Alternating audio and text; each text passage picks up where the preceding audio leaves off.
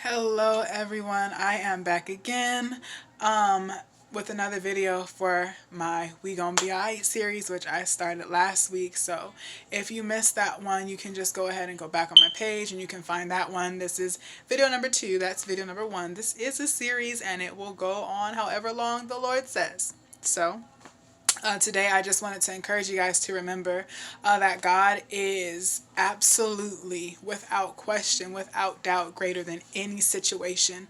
And the severity of a situation has zero impact or effect on the power of God and what God is able to do. And there is no situation that determines or speaks to or is a reflection of what God is or is not able to do. It's important to remember that no matter the circumstance and no matter how it ends, even if it does not end in a way we would prefer it to end, it does not make God weak. It's not a reflection of God, and it certainly is not a testament to a failure of God in any way. God is all powerful, and He's all powerful, period. So regardless of what He does or does not decide to do, He is still God. He's still all powerful, and He is still good.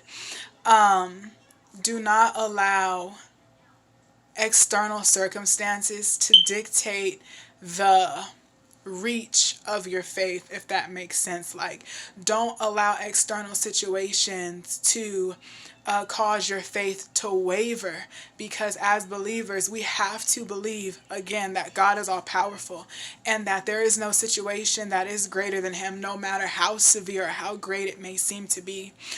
In Daniel chapter 3, there's the very popular story of the three Hebrew boys, Shadrach, Meshach, and Abednego.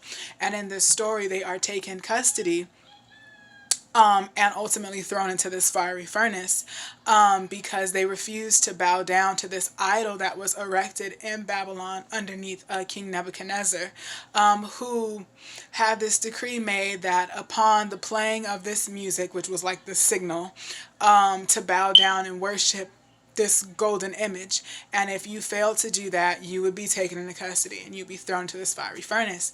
And these three Hebrew boys, having their faith, being of the faith, and knowing that their God was the God, and figuring it better to perish in a fiery furnace, than to dishonor their God and to serve another God. They stood on their faith and they decided, I'm not backing down, I'm not going to crumble, and I'm not going to allow my faith to be shaken, even underneath the threat of death, just like with Daniel.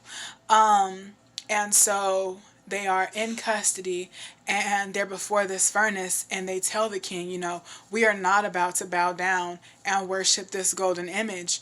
And the king, he gets furious when they just begin to tell them, when they begin to tell him about their God. And he gets so mad, and he is just so determined to disprove God that he has the furnace turned up 7 times hotter than usual. And that's what happens in our life sometimes. We're tested when the circumstances around us, they get intensified, and they get intensified for 2 purposes.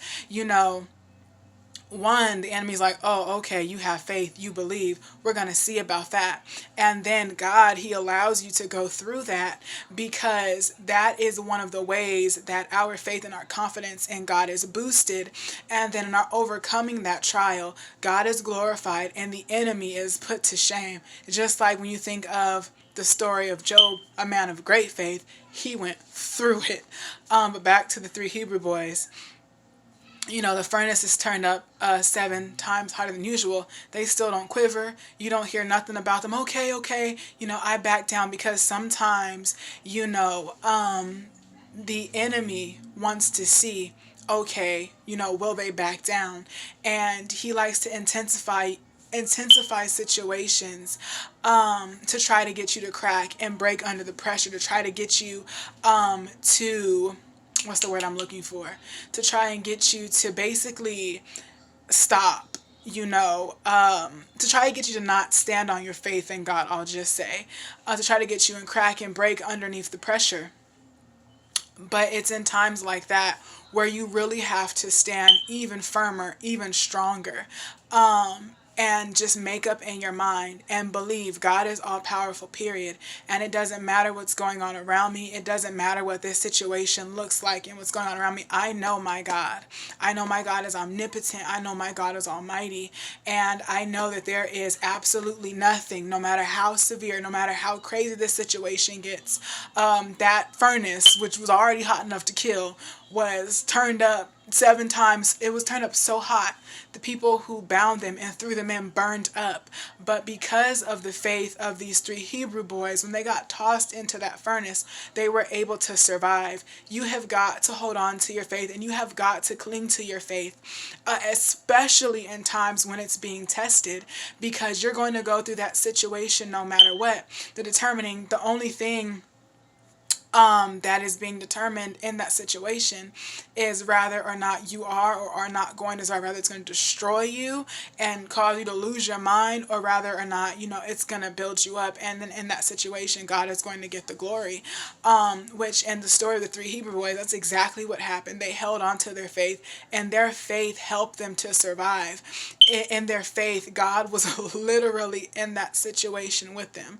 Furnace 7 times hotter than usual, and all, it did not matter. That furnace was blazing hot. It did not matter that the furnace killed the people who didn't even go all the way inside of the fire, because their God, the God they believed in, the God they put their faith in, he was all powerful. And in that moment, King Nebuchadnezzar was shown, it doesn't matter what you do. It doesn't matter how you increase the situation. It doesn't matter how you literally turn up the heat. I am still God. I am God over every situation. And you can turn this furnace up as high as you want to.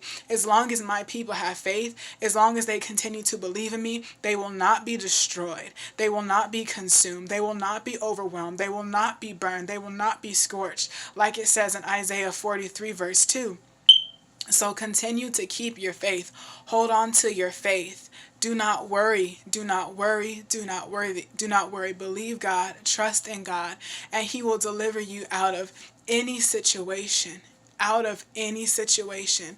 It does not matter the severity. It does not matter the circumstances.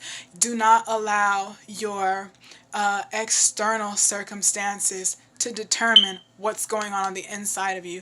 Do not allow external circumstances to determine what level of faith you're going to have. Your faith is in God. Your faith is you saying, I believe in God. So make the choice and make the decision to believe in God no matter what, because God does not change. God does not waver. He is the same yesterday, today, and he will be the same forever. Therefore, there is no situation that you are not able to trust in him for, that you are not able to have faith in him for, because he is God no matter what. He's omnipotent no matter what. And knowing that he is the same, nothing about him wavers or fluctuates. God is constant. God is consistent. That's a part of what makes him a solid rock. You can depend on him for anything. And he will never waver. He will not be moved. You can't uproot God. You can't startle God. You can't surprise God. You can't catch God. Cannot be caught off guard. So keep faith.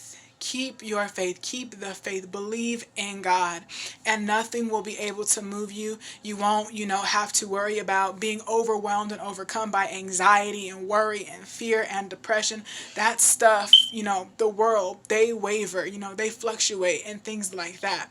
And even as believers, yes, we do it too, but we are supposed to come back to our rock and remind ourselves about our God and who our God is. And God being constant will carry us and support us and keep us through every situation. So I just wanted to come and bring that to you guys. You're my brothers and sisters in Christ. I love you. I care about you. I know it's a testing, trying situation, but every time your mind wants to wander, every time you want to be anxious, every time you want to be afraid, tell yourself, remind yourself, tell your fear, tell your anxiety, tell your worry, tell it about Jesus, tell it about your God. And when you see these external circumstances and they want to lie to you and they want to make you believe that you won't be delivered, that, this is too great for God, that this situation is too wild and too out of control for God to be able to keep my mind in. Tell those situations the truth. Tell that situation the word. Tell that situation about what God has done for you before. Tell that situation God is the same and he will never change. Tell that situation God is all powerful and he will always be all powerful. Tell that situation. Tell that situation. Your faith in God is a weapon, and it's what helps you to persevere and survive in every situation, no matter how severe it is, no matter, how unknown the outcome may be. When those boys went in the furnace, they didn't know that God was going to be in there with them. They didn't know they weren't going to be disintegrated the minute they hit that fire. All they knew was that they served a real living God and that he was able. They knew he was able. They knew that even if he did not do it, he was able regardless. And they had comfort in that. They had faith in that. They put their hope in that. And they kept their faith. They were obedient. In keeping their faith, they went in that fire, and God, being able, decided to do. And he kept them. He saved them. He rescued them.